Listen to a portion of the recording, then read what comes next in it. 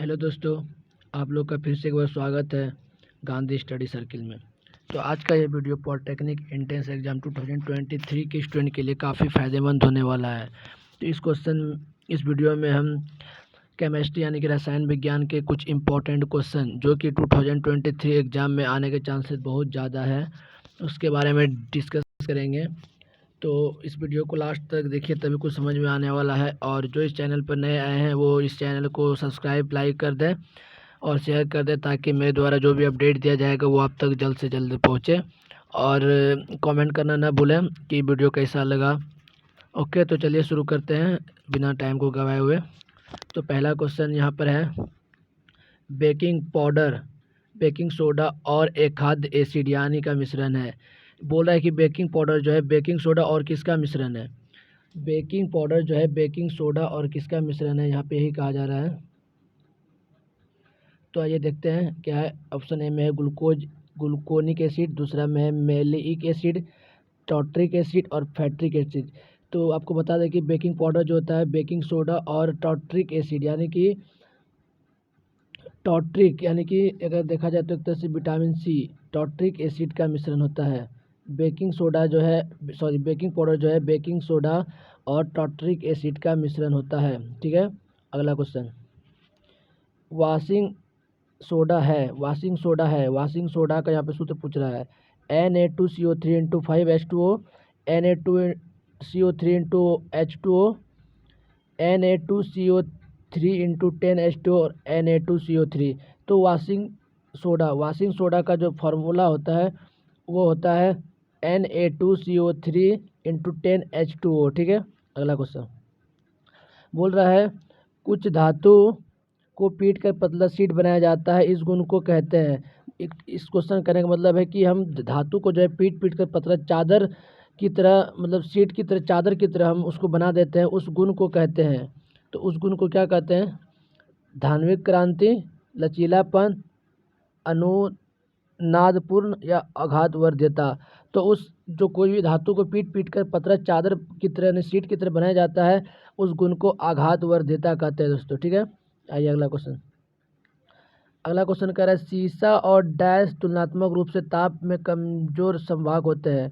Question बोल रहा है कि सीसा और कौन सा वो धातु है जो कि, ये कोई भी है धातु वो कौन सा चीज़ है जो तुलनात्मक रूप से ताप के कमजोर संभाग होते हैं। चांदी है, पाराद है यानी कि पारा, तांबा या जस्ता। तो सीसा और पारद जो है ये तुलनात्मक रूप से ताप के कमजोर संवाहक होते हैं। ठीक है, अगला क्वेश्चन, डैश एक तरल गैर धातु है। क्वेश्चन कहने का मतलब है कि वो कौन सा धातु है जो तरल होता है, कार्बन क्या तरल होता है, आयोडीन, सल्फर, ब्रोमीन। तो जी हाँ दोस्तों, ब्रोमीन जो है वो एक धातु है और वो तरल में होता है। ठीक है, अगला क्वेश्चन, नॉन मेटालिक ऑक्साइड की डैश प्रकृति होती है। बोल रहा है नॉन मेटेलिक यानी कि जो मेटल नहीं है, यानी कि नॉन मेटल का ऑक्साइड क्या होता है? निष्क्रिय होता है, अम्लीय होता है, क्षारीय होता है या उदासीन होता है। तो नॉन मेटेलिक ऑक्साइड की क्षारीय जो होता है वो अम्लीय होता है। ठीक है, अगला क्वेश्चन, वैसे क्षार जो पानी में घुलनशील होते हैं उन्हें कहते हैं। क्वेश्चन बोल रहा है कि वो कौन सा क्षार है जो पानी में घुलनशील, वैसे क्षार जो पानी में घुलनशील होते हैं उसे कहते हैं, वो कौन सा क्षार है जो पानी में घुलनशील होता है, तो उसको क्या कहते हैं? पायरिडाइन, एसिड्स, सॉल्ट्स या अल्कलीज। तो उसको हम लोग बोलते हैं अल्कलीज।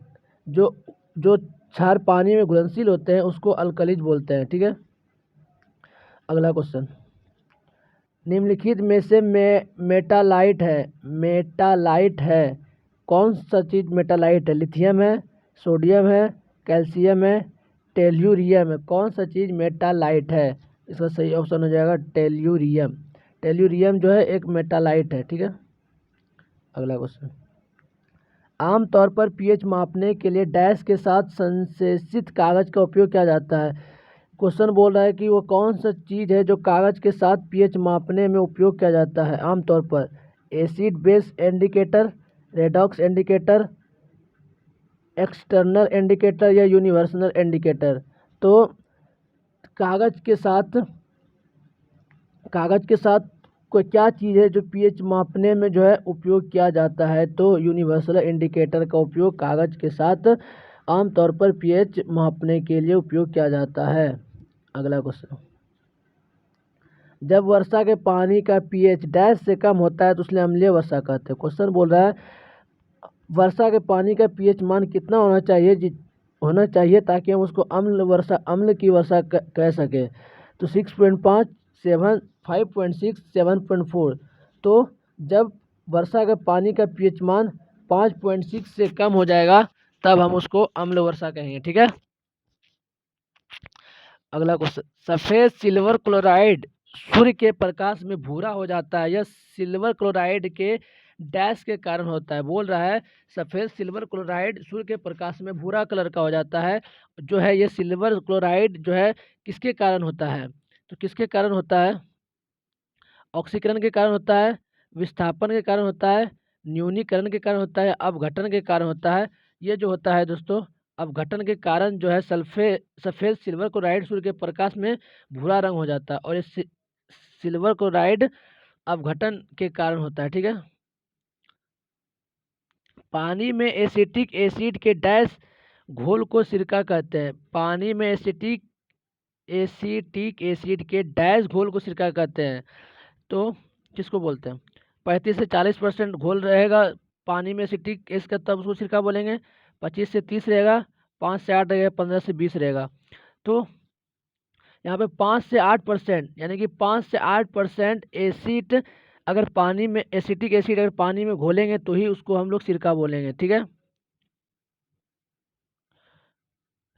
एथेनोइक अम्ल, अगला क्वेश्चन 63, एथेनोइक अम्ल डैश उत्प्रेरक की उपस्थिति में शुद्ध एथेनॉल के साथ प्रतिक्रिया करके एस्टर देता है। बोल रहा है एथेनोइक अम्ल किसके उत्प्रेरक की उपस्थिति में शुद्ध एथेनॉल के साथ प्रतिक्रिया करके एस्टर देता है?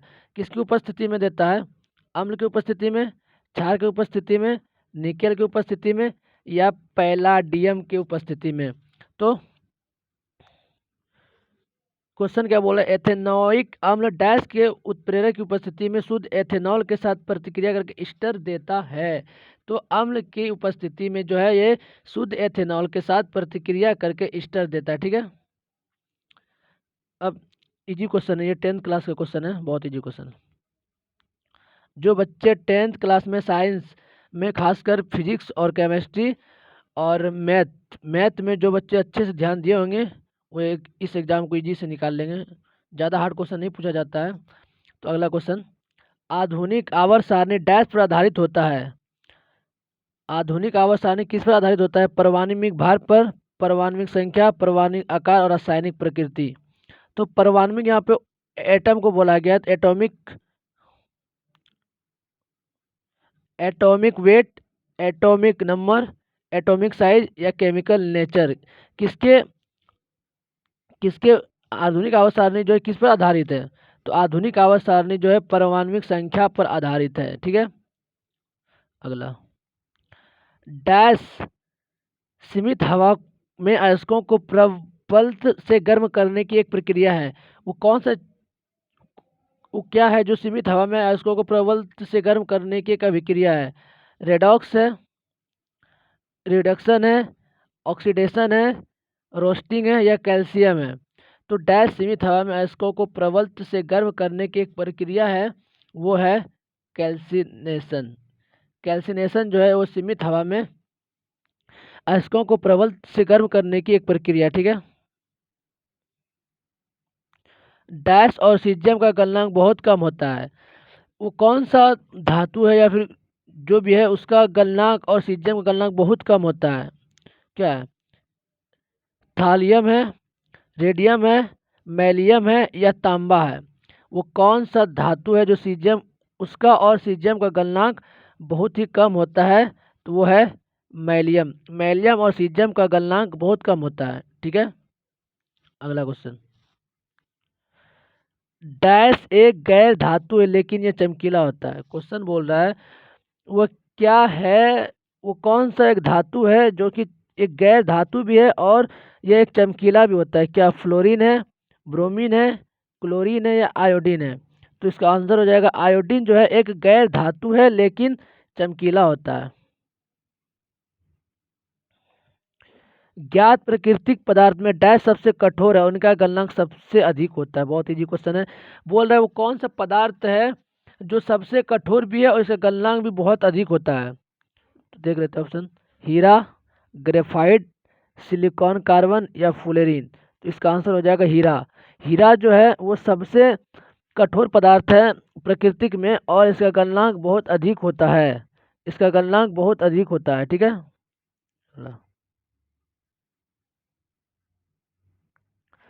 डैश एक उभयधर्मी ऑक्साइड है, वो क्या है जो उभयधर्मी ऑक्साइड है? Aluminium oxide, sodium oxide, potassium oxide या सिल्वर ऑक्साइड। उभयधर्मी ऑक्साइड जो है वो एल्युमिनियम ऑक्साइड है। जो उभयधर्मी है ये ऑक्साइड जो है उभयधर्मी ऑक्साइड कहलाते हैं, एल्युमिनियम ऑक्साइड। ठीक है। मैग्नीशियम डैश के साथ प्रतिक्रिया नहीं करता है। क्वेश्चन बोल रहा है मैग्नीशियम जो है किसके साथ अभिक्रिया नहीं करता है? गर्म पानी के साथ, ऑक्सीजन के साथ, ठंडा पानी के साथ या अम्ल के साथ। तो मैग्नीशियम जो है ठंडा पानी के साथ अभिक्रिया नहीं करता है। ठंडा पानी के साथ मैग्नीशियम प्रतिक्रिया या अभिक्रिया नहीं करता है। ठीक है। डैश सबसे लचीला धातु होता है, वो कौन सा धातु जो सबसे लचीला होता है? तो चांदी, तांबा, प्लेटिनम या स्वर्ण। तो यहाँ पे सोना जो है, स्वर्ण वो सबसे लचीला धातु होता है। ठीक है। अगला, आयरन 3 ऑक्साइड की डैश के साथ प्रतिक्रिया का उपयोग रेलवे की पटरियों या मशीन के टूटे हुए पुर्जे को जोड़ने के लिए किया जाता है। क्वेश्चन बोल रहा है कि रेलवे की पटरियों या मशीन के टूटे हुए पुर्जों को जोड़ने के लिए आयरन ऑक्साइड की डैश के साथ प्रतिक्रिया का उपयोग किया जाता है। आयरन ऑक्साइड का क्या मैग्नीशियम के साथ अभिक्रिया करेंगे उसका उपयोग होगा, एल्युमिनियम के साथ करेंगे उसका उपयोग होगा, मैग्नीज के साथ करेंगे उसका उपयोग होगा या जस्ता के साथ करेंगे उसका उपयोग होगा। तो एल्युमिनियम के साथ आयरन ऑक्साइड की प्रतिक्रिया का उपयोग ही हम लोग रेलवे की पटरियों या मशीन के टूटे हुए पुर्जे को जोड़ने के लिए किया जाता है। अगला, डैश के ऑक्साइड को कार्बन कम नहीं कर सकता। किसके ऑक्साइड को कार्बन जो है वो कम नहीं कर सकता है?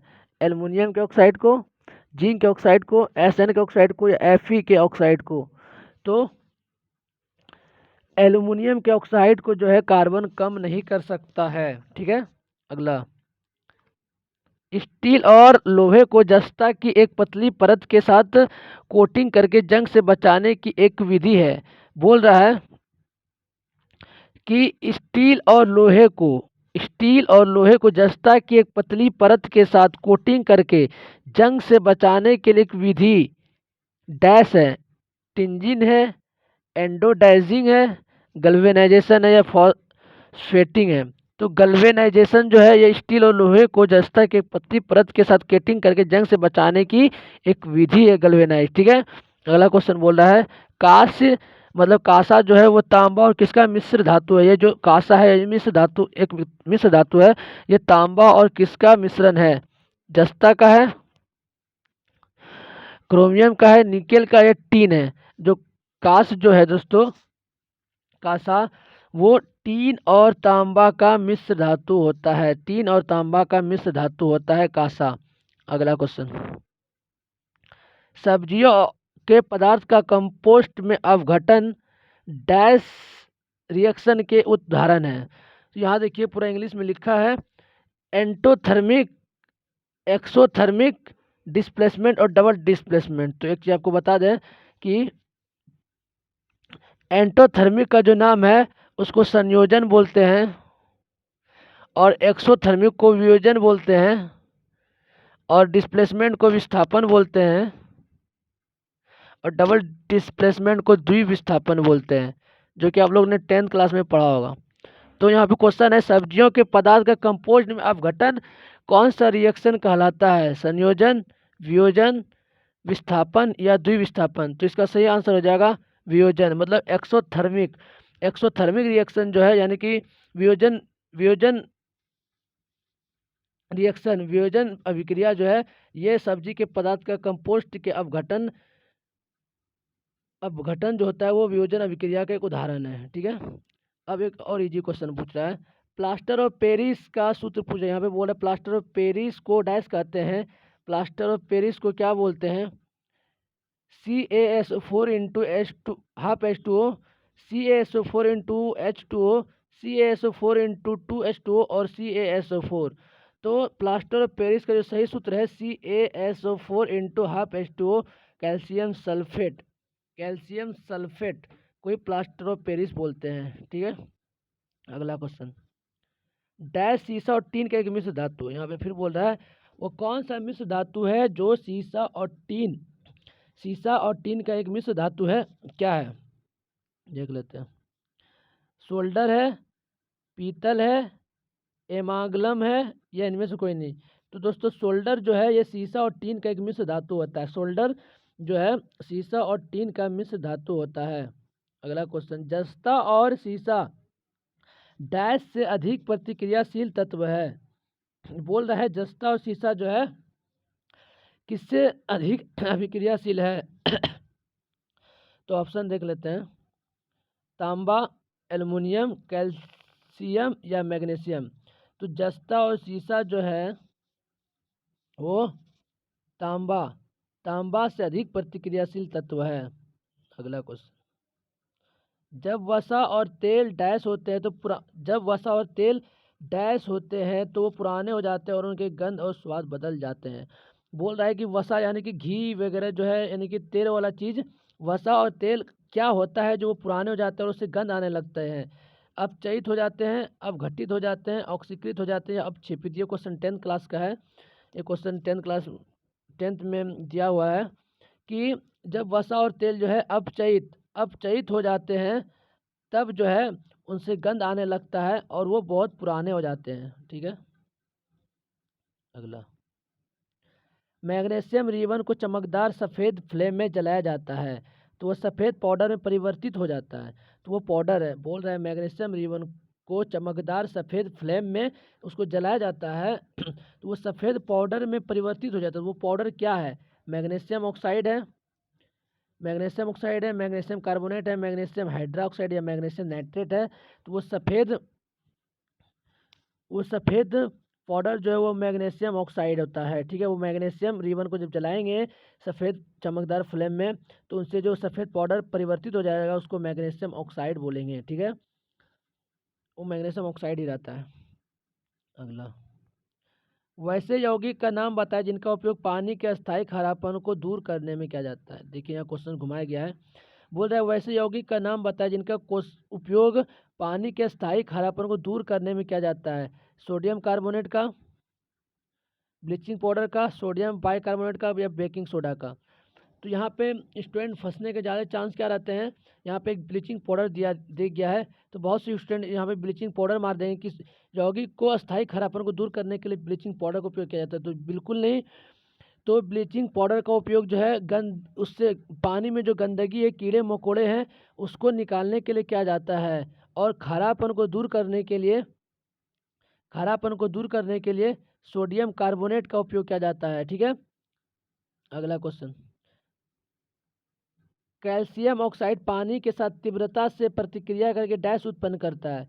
बोल रहा है कैल्शियम ऑक्साइड यानी कि CaOH2A के साथ तीव्र से प्रतिक्रिया करता है। तो CaO क्या होता है, CaO होता है ये बिना बुझा हुआ चूना होता है। जब आप घर वगैरह पेंट करते हैं तो देखे होंगे घर में एक बैग या फिर बैग में या बोरा में या फिर कोई थैला में चूना लाया जाता है या पैकेट में, उसको आप ठंडे पानी में आप उसको डाल दीजिए, वो देखिएगा कुछ ही सेकंड में बहुत गर्म होगा और उबलने उसमें उबाल आ जाएगा। तो वही बोल रहा है कैल्शियम ऑक्साइड जो है पानी बहुत ज़्यादा तीव्र से प्रतिक्रिया करता है तो ये क्या उत्पन्न करता है, तो ये जो है बिना बुझा हुआ चूना रहता है, जब इसको पानी के साथ अभिक्रिया कराएंगे तो ये जो है बुझा हुआ चूना हो जाएगा आपका। तो इसको ये बुझा हुआ चूना हो जाएगा CaOH का होल टू। ठीक है, तो फिर इसका बुझा हुआ चूना का उपयोग हम लोग जो है घर पेंट करने में करते हैं और बहुत सारे काम में करते हैं। ठीक, अगला क्वेश्चन बोल रहा है डैश सफेदी के, देखिए वही क्वेश्चन बोल रहा है डैश सफ़ेदी के 2 से 3 दिनों के बाद बनता है और दीवारों को एक चमकदार फिनिश देता है। डैश सफ़ेदी, कैल्शियम ऑक्साइड सफ़ेदी के, कैल्शियम हाइड्रोक्साइड सफ़ेदी के, या कैल्शियम कार्बोनेट या कैल्शियम सल्फेट। तो कैल्शियम हाइड्रोक्साइड अभी बताया आपको, उससे जो बनेगा वो कैल्शियम हाइड्रोक्साइड बनेगा और उसी का उपयोग करके हम लोग 2 या 3 दिन के बाद जो है दीवार को एक चमकदार फिनिश दे सकते हैं, जिसको हम लोग चूना पेंट बोलते हैं, कैल्शियम हाइड्रोक्साइड। ठीक है। अगला क्वेश्चन बोल रहा है, बहुत इजी क्वेश्चन है। संगमरमर का रासायनिक सूत्र पूछा, तो संगमरमर का रासायनिक सूत्र क्या होता है? CaCl2 CaSO4 CaO CA3। तो संगमरमर का रासायनिक सूत्र होता है CaCO3, कैल्शियम कार्बोनेट। इसको हिंदी में कैल्शियम कार्बोनेट बोलेंगे और इसका सूत्र होता है कैल्शियम कार्बोनेट यानी कि CaCO3। ठीक है। अगला बोल रहा है हमारा आमाशय डैश बनाता है, यह भोजन को पचाने में सहायक होता है। तो बोल रहा है कि हमारा आमाशय वो कौन सा यौगिक है, कौन सा क्या बनाता है जो कि भोजन को पचाने में सहायक होता है। तो देखिए, एसिटिक एसिड बनाता है, हाइड्रोक्लोरिक एसिड बनाता है, फॉर्मिक एसिड या सल्फ्यूरिक एसिड। तो बता दें कि हमारा आमाशय में जो है हाइड्रोक्लोरिक एसिड उत्पन्न होता है, जिसकी वजह से हमारा भोजन को पचाने में काफ़ी मदद मिलता है। ठीक है। अगला, डैश से बना दूध इनामिल हमारे शरीर का सबसे कठिन पदार्थ है। सबसे कठिन पदार्थ जो है वो क्या है? Calcium chloride, calcium phosphorate, calcium carbonate या कैल्शियम सल्फेट। तो कैल्शियम फास्फेट जो है हमारे शरीर का सबसे कठिन पदार्थ है, जिससे कि दूध इनामल बनता है, दूध इनामल से बना होता है। अगला क्वेश्चन बोल रहा है क्लोरो अल्कलीज प्रक्रिया का उपयोग डैश के उत्पादन के लिए किया जाता है। क्वेश्चन NaCl HCl Na2CO3 या NaOH किसका उपयोग क्लोरो अल्कलीज में किया जाता है? तो NaCO3 का उपयोग क्लोरो अल्कली प्रक्रिया का उपयोग किया जाता है। तो अगला क्वेश्चन है ब्लीचिंग पाउडर डैश पर क्लोरीन की क्रिया द्वारा नहीं बनता है। ब्लीचिंग पाउडर डैश पर क्लोरीन की क्रिया के द्वारा नहीं बनता है। चूना पानी, सूखा चूना, चूना पत्थर या इनमें से कोई नहीं। किसके वजह से जो है ब्लीचिंग पाउडर क्लोरीन की क्रिया द्वारा बनता है? क्या बोला? ब्लीचिंग पाउडर डैश पर क्लोरीन की क्रिया द्वारा बनता है। तो इसका सही ऑप्शन हो जाएगा ऑप्शन नंबर ए। चूना पानी जो है पर क्लोरीन की क्रिया द्वारा बनाएंगे, उसी को बोलेंगे ब्लीचिंग पाउडर।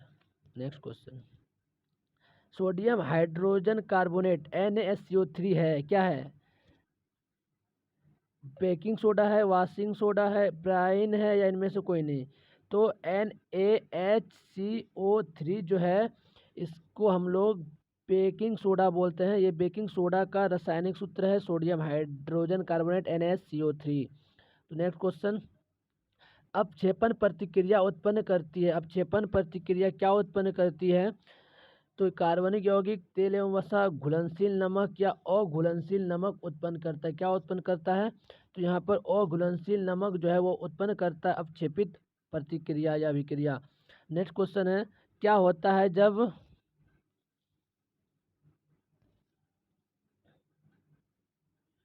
बोल रहा है क्या होता है जब सल्फ्यूरिक अम्ल को जस्ते के साथ मिलाया जाता है? सल्फ्यूरिक अम्ल को जस्ते के साथ मिलाएंगे तो क्या होगा? जिंक सॉल्ट और पानी बनेगा, सल्फर और जिंक बनेगा, H2O गैस और ZnSO4 बनेगा, या कोई प्रतिक्रिया नहीं होगा। तो यहाँ पे H2O गैस निकलेगा और ZnSO4 बन जाएगा।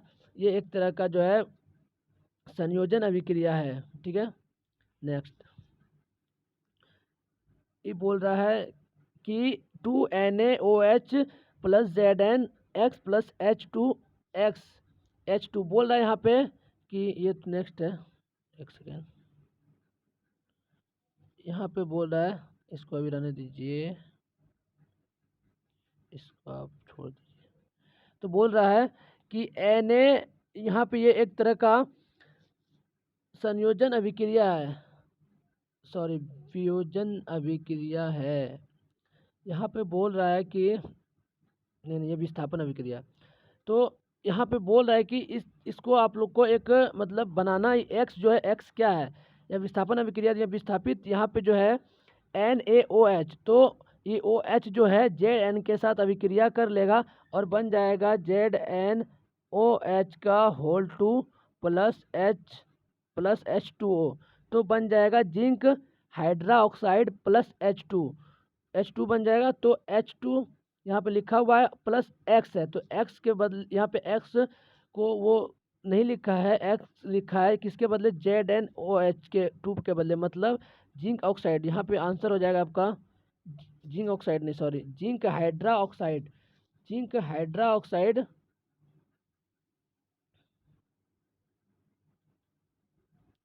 जिंक हाइड्रा ऑक्साइड बन जाएगा और H2 बन जाएगा, सही ऑप्शन हो जाएगा ये। नेक्स्ट क्वेश्चन, चूने के पानी से कार्बन डाइऑक्साइड गैस पास करने से डैश बनता है। बोल रहा है चूना का पानी से कार्बन डाइऑक्साइड गैस पास करेंगे तो क्या बनेगा, CaCO3 बनेगा, CaO बनेगा, CaOH का 2 बनेगा, या CaHCO3 इंटू CaHCO3 2 बनेगा। क्या बनेगा, चूने का पानी, यानी कि चूने का पानी से कार्बन डाइऑक्साइड हम लोग पास करेंगे तो बन जाएगा CaCO3, calcium carbonate. Next question, metallic oxide कहलाते हैं neutral oxide, acidic oxide, basic oxide या अति प्रतिक्रियाशील ऑक्साइड। तो मेटालिक ऑक्साइड को जो है हम लोग बेसिक ऑक्साइड बोलते हैं। नेक्स्ट क्वेश्चन, जब कोई धातु डैश के साथ प्रतिक्रिया करती है तो हाइड्रोजन गैस नहीं बनाता है, कौन नहीं बनाता है, HNO3, H2SO4, HCl, H3PO4। तो HNO3 जो है वो हाइड्रोजन गैस नहीं बनाता है किसी के भी साथ धातु के साथ अभिक्रिया करके, ठीक है। नेक्स्ट, तांबा डैश के साथ प्रतिक्रिया नहीं करता है। बोल रहा है तांबा किसके साथ प्रतिक्रिया नहीं करता है, तो तांबा HCl HCl के साथ प्रतिक्रिया नहीं करता है। क्वेश्चन नेक्स्ट, फास्फोरस के M कक्ष में इलेक्ट्रॉन होते हैं, मतलब M सेल जो होता है उसमें कितने इलेक्ट्रॉन होते हैं, तो फास्फोरस का परमाणु संख्या आप देख लीजिए जितना भी होता है और उसको 2 8 8 18, यानी कि LMN, वो जो कक्ष होता है उसको आप बना लीजिए, 10th क्लास में पढ़े हैं। तो उसका M कक्ष जो है उसमें कितने इलेक्ट्रॉन्स होंगे, तो 5 इलेक्ट्रॉन्स होंगे, 5 इलेक्ट्रॉन्स होंगे M कक्षा में, ठीक है। नेक्स्ट क्वेश्चन, सीना बार का एक अयस्क है। बोल रहा है सीना बार का एक अयस्क है तो पारद यानी कि मरकरी यानी कि पारा का जो अयस्क होता है उसको सीना बार बोलते हैं। नेक्स्ट, सीमित वायु में प्रवलत से गर्म करने पर डैश अयस्कों को ऑक्साइड में बदल दिया जाता है, किसको बदल दिया जाता है, तो कार्बोनेट अयस्कों को ऑक्साइड में बदल दिया जाता है, ठीक है। तो दोस्तों केमिस्ट्री का क्वेश्चन ये खत्म हो गया। तो आप लोग को एग्जाम में करना क्या है, 50 में 50 क्वेश्चन को अटैच नहीं करना है। अगर आपको गवर्नमेंट कॉलेज चाहिए तो आप चाहे कि बहुत कम क्वेश्चन अटेंड करें ताकि आपका माइनस मार्किंग ना हो। कम क्वेश्चन करने का मतलब बहुत ज़्यादा कम नहीं, अगर 50 है तो आप उसमें 30-35 क्वेश्चन को टच करें और जो आपको कॉन्फिडेंस के साथ आता है वही क्वेश्चन को आप बनाएं। नहीं तो फिर अब बहुत ज़्यादा क्वेश्चन सही अगर मार देते हैं, अगर आपने 150 में 150 क्वेश्चन मार दिया, अगर 50 क्वेश्चन केमिस्ट्री का है, 50 फिजिक्स, 50 मैथ्स सब में है, तो अगर आप 150 में 150 क्वेश्चन को टच कर दिया, अगर आपका वहाँ पे 70 सही हो गया, 80 गलत हो गया, तो 80 गलत का 20 मार्क्स आपका कट जाएगा, जिसके कारण आप बहुत नीचे आ जाएंगे। तो आप जितना क्वेश्चन जानेंगे उतना क्वेश्चन ही बनाएंगे, एक्स्ट्रा क्वेश्चन नहीं बनाना है, नहीं तो आप माइनस मार्किंग की वजह से बहुत नीचे चल जाएंगे, आपका CMA रैंक बहुत नीचे चल जाएगा और आपको गवर्नमेंट कॉलेज नहीं मिलेगा, ठीक है। तो और एक इम्पॉर्टेंट बात, आपको दूसरे को देख के फ्रस्ट्रेट नहीं होना है कि वो उन्होंने 100 क्वेश्चन बना लिया, हमने बहुत कम बनाया, और उसका आंसर देख के भी नहीं लिखना है, क्योंकि आपका सबका आगे पीछे दाएं बाएं आपका सेट अलग होने वाला है। आपका सेट A आएगा, उसका B, उसका C, उसका D, तो आपका क्वेश्चन तो सबका सेम रहेगा, बट उसका सीरियल नंबर जो है डिफरेंस कर देगा, जिसके वजह से विद्यार्थी यहाँ पे बहुत देख के गलत कर देते हैं, और दूसरे को देख के फ्रस्ट्रेट नहीं होना है, ठीक है। तो आज के लिए इतना ही, मिलते हैं नेक्स्ट वीडियो में। नेक्स्ट वीडियो हम फिजिक्स का बनाएंगे, और जो इस वीडियो में नए हैं वो चैनल को सब्सक्राइब कर दें ताकि इस तरह के इंपॉर्टेंट क्वेश्चंस के वीडियो आप तक पहुँचे। तो दोस्तों ठीक है, जय हिंद दोस्तों।